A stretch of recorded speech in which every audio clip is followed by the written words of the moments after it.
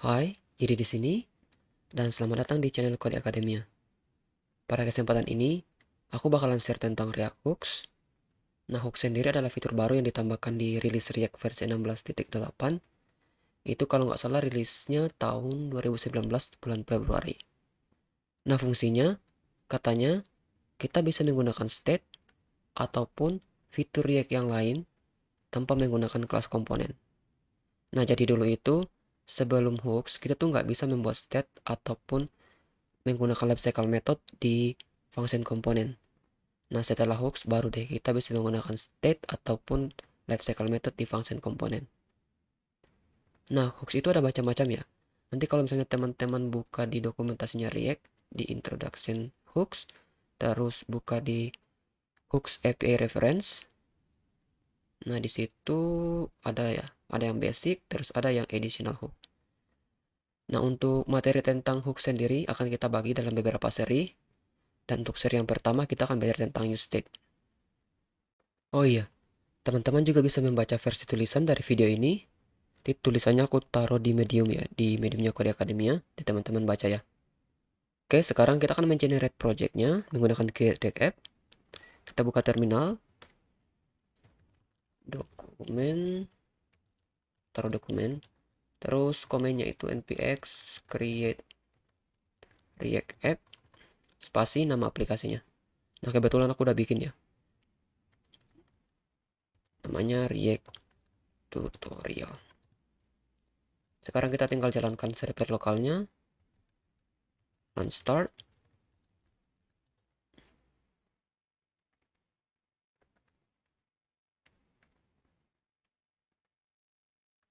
Oke. Nanti hasilnya kayak gini ya. Sekarang kita masuk ke kode editor masing-masing.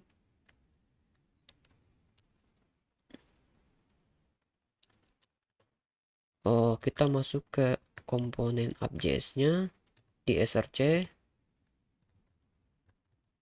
Nah, ini komponennya kita tulis ulang aja. Pakai raw function.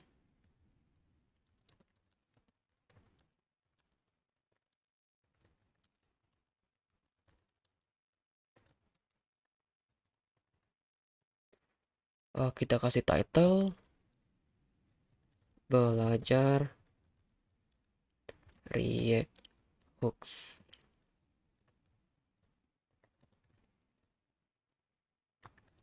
Terus gambarnya kita nggak butuh, dihapus aja. Terus kita save. Oke, hasilnya kurang lebih kayak gini. Nah, sekarang untuk menggunakan hooks, kita butuh import. Kita import dulu. Nama hooksnya itu useState from React. Nah, useState ini return value-nya adalah sebuah array. Array yang itemnya ada dua. Item yang pertama itu adalah state-nya, nama state-nya. Dan item yang kedua adalah function untuk mengubah state tersebut. Item yang pertama itu nama state-nya. Misal di sini kita punya state namanya title. Terus item yang keduanya function untuk mengubah state tersebut. Misalnya state title. Terus use state. Karena ini sebuah function, jadi kita pakai parenthesis. Terus di dalamnya kita kasih initial value-nya. Initial value-nya itu misal belajar React Hooks. Oke, ini state yang di file value-nya adalah sebuah string. Nah, sekarang untuk menampilkan state tersebut di komponennya kita tinggal taruh di bawah ya. Di sini kita tinggal panggil nama state-nya title. Dan kalau kita save, nanti hasilnya kayak gini ya. Nah, tulisan belajar React Hooks ini berasal dari state yang kita bikin tadi. Nah, ini bisa kita cek juga di konsol, di DevTools-nya. Kita masuk ke komponen, terus kita klik yang komponen app. Nah, itu state-nya ada di sini. Nah, sekarang selain string kan kita bisa menggunakan tipe data yang lain. Contohnya misalnya number. Kita buat state namanya num, terus fungsinya set num. Terus use state, misal kita kasih angkanya 10. Terus di bawah kita out munculin di bawah. Kita taruh di tag p. terus kita panggil 6-nya, terus kita save, harusnya muncul di sini. Kalau misalnya datanya berupa array, contohnya kita punya sebuah list fruit, terus kita buat fungsinya set fruits, use state, terus di sini kita kasih initial value-nya, misal apa nih, apple, terus banana, kayak gini. Terus buat nampilinnya kita tinggal harus pakai looping ya di sini.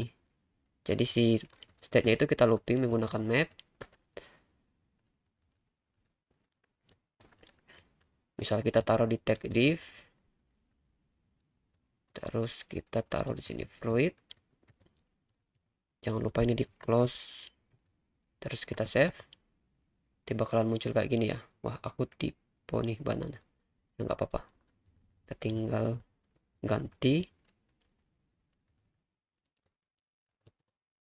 Oke, harusnya langsung berubah ya. Nah, kalau misalnya state-nya berupa objek, contoh, misal kita punya person, set person,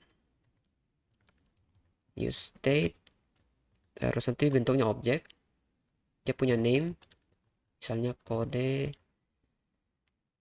terus dia punya age, misalnya ini age-nya 10. Oke, nanti buat nampilinnya sama aja. Misalnya kita taruh di tag p, terus kita bakal nampilin yang name. Itu tinggal nama setnya person titik propertinya, misalnya name. Setelah itu kita save. Itu bakal muncul di sini ya. Kalau misalnya pengen nampilin umurnya, kita tinggal ganti age. Ya, hasilnya kurang lebih kayak gini. Nah, ini bisa kita destructor juga.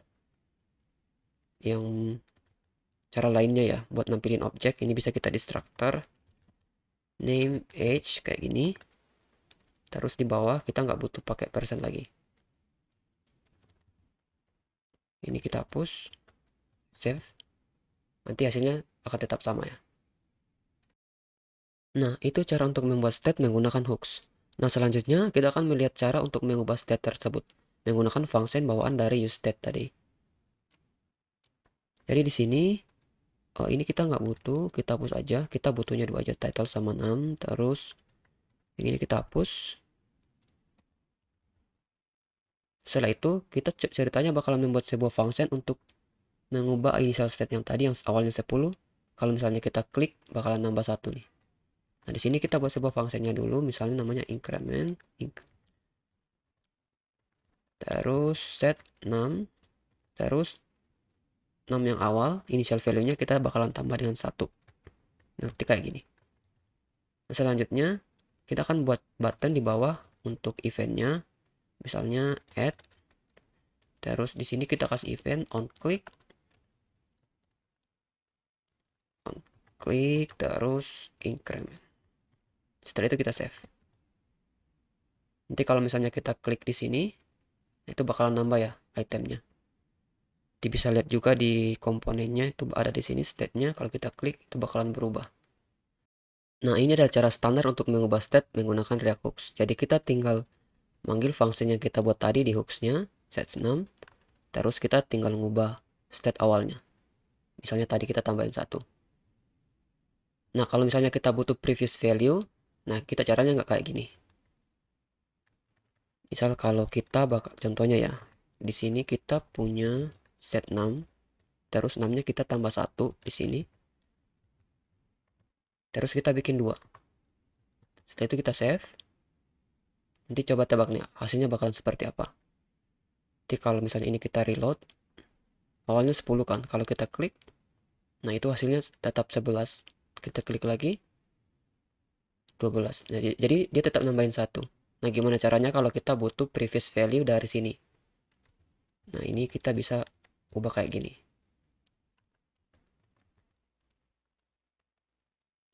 previous, kita ambil previous value dari state-nya, terus kita tambahin 1, terus yang di bawah sama, jadi nilai awalnya kita tambah 1. Nah, kalau kita save dan kita reload page-nya, kita tambahin, nah itu langsung nambah jadi 2 kan. Jadi beda dengan yang tadi ya, kalau pakai cara yang biasa. Nah, itu adalah cara yang digunakan untuk mengubah state menggunakan useStateHooks. Nah, yang menarik dari hooks adalah kita bisa misahin ini antara tampilan sama logiknya. Nah, contohnya, misal di sini, ini kita hapus dulu ya. Kita nggak butuh yang ini juga. Misalnya kita bakalan buat sebuah form.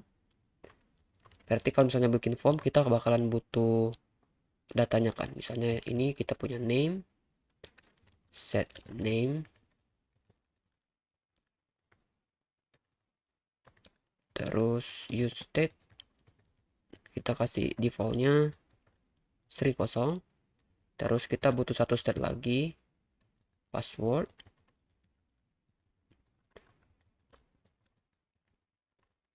Setelah itu kita bikin inputnya di bawah, tag inputnya.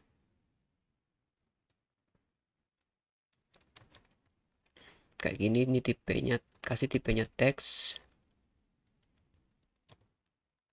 Terus, kita rapin dulu ya. Terus di sini, kita kasih value-nya. Value-nya itu kita ambil dari state. Terus kita butuh, misal placeholder. Placeholdernya itu name. Jadi kayak gini. Sama satu atribut lagi, yaitu name. Selanjutnya kita bikin satu input lagi untuk passwordnya. Kita copy aja yang di atas. Terus ini kita ganti value-nya jadi password. Terus placeholdernya sama password. Terus name-nya password.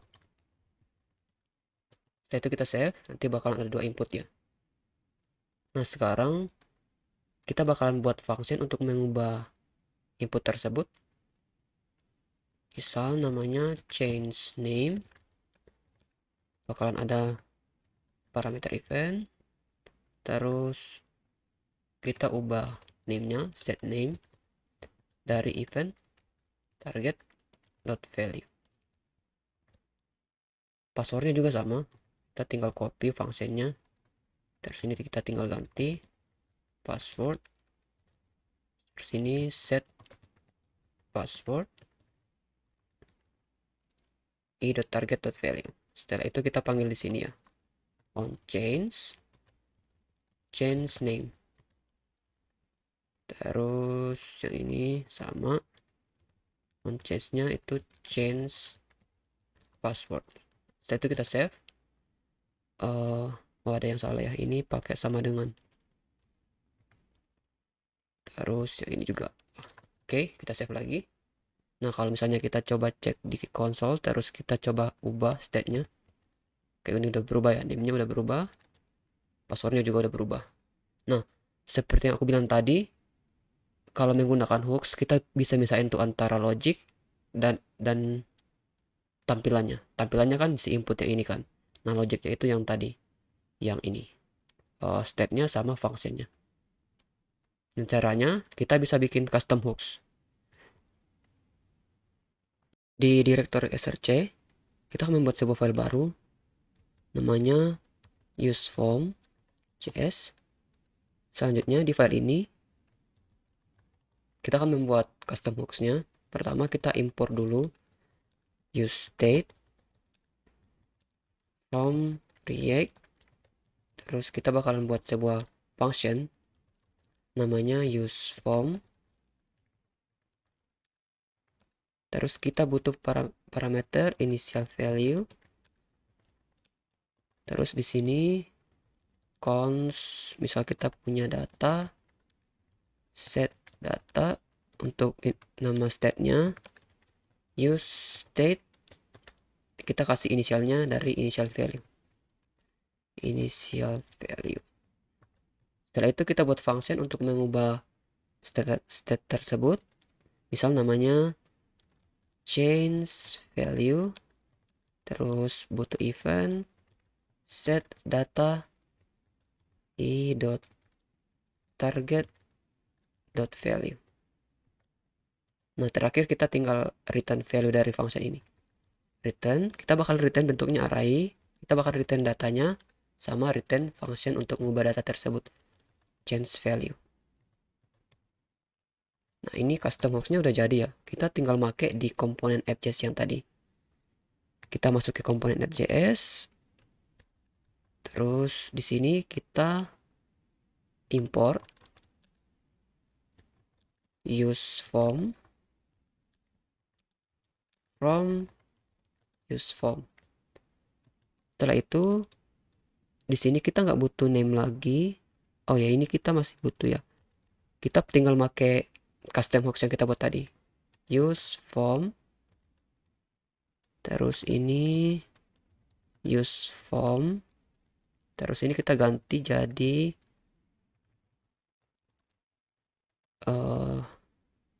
change password. Ini kita ambil dari custom hooks yang tadi ya, fungsinya. Change name. Ini kita nggak butuh, kita hapus saja. Setelah itu kita save. Terus kita cek di sini ya, di komponen, terus di custom hooks-nya, terus coba kita ketik di sini. Ini udah berubah ya. Terus si passwordnya juga sama ya. Jadi kita udah bisa ini antara logic sama tampilannya.